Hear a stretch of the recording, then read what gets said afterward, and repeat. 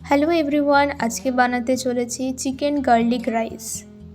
প্রথমে একটি পেস্ট বানাতে হবে। তার জন্য রসুন, জিরে, শুকনো লঙ্কা আর কাশ্মীরি লঙ্কা গুঁড়ো দিয়ে ভালোভাবে এটা একটা পেস্ট বানিয়ে নিতে হবে।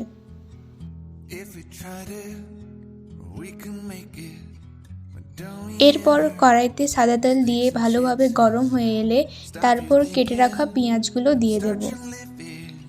এরপর ভালোভাবে ভাজা হয়ে যাওয়ার পর তৈরি করা পেস্টটা দিয়ে দেব এর ওপরে, আর অ্যাড করছি কুচনো টমেটো। এরপর দিচ্ছি হলুদ গুঁড়ো আর কতগুলো কারি পাতা। এরপর বোনলেস চিকেনগুলো এর ওপর দিয়ে দেব। এরপর চিকেনটি ভালোভাবে নাড়াচাড়া করে নিতে হবে এবং সেদ্ধ হওয়ার জন্য ঢাকা দিয়ে দিতে হবে। ভালোভাবে সেদ্ধ হয়ে এলে ওপর দিয়ে জিরে গুঁড়ো, ধনে গুঁড়ো ছড়িয়ে দেব। চিকেনটা আমাদের রেডি হয়ে গেছে। এরপর আলাদাভাবে দেরাদুন চাল সিদ্ধ করে রেখেছিলাম এর ওপরে আস্তে আস্তে দিয়ে দেব। ভালোভাবে নাড়াচাড়া করে নিতে হবে।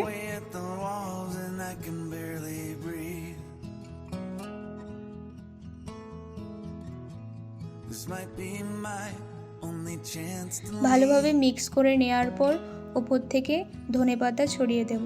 ব্যাস রেডি হয়ে গেল আমাদের চিকেন গার্লিক রাইস। ভিডিওটি ভালো লাগলে লাইক, শেয়ার অ্যান্ড সাবস্ক্রাইব করতে ভুলবেন।